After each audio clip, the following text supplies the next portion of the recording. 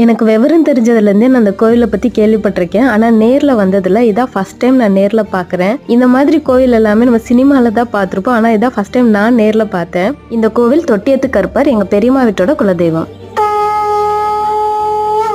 இவர் எங்கள் அண்ணன். இவர் கூட எப்போதுமே சிரிப்பாக தான் இருக்கும். 16 வருஷம் கழிச்சு நான் ஊருக்கு வந்தேன்னு சொன்னேன் இல்லையா, அது இந்த கல்யாணத்துக்காக தான். இந்த கோயிலை பற்றி சொல்லணும்னா இது நிறைய பேரோட குலதெய்வம். குலதெய்வம்னா சில கொஞ்சம் ஆக்ரோஷமாக இருக்குன்னு எல்லாருக்குமே தெரியும். இங்கே இருக்கிற தெய்வங்களோட பேர்லாம் பார்த்தாலே பயங்கரமாக இருந்துச்சு. உள்ளூர கொஞ்சம் பயமாகவும் இருந்துச்சு. இந்த திருமணம் ரொம்ப சிம்பிளாக நெருங்கின சொந்தத்துக்கு மட்டும் சொல்லி குலதெய்வ கோயிலில் வச்சு நடந்தது. இவங்க என் பெரியம்மா, எங்கள் அம்மாவோட அக்கா. இவங்க பேரனுக்கு தான் கல்யாணம். எங்கள் ஊர் பக்கம் ஒரு வழக்கம் உண்டு.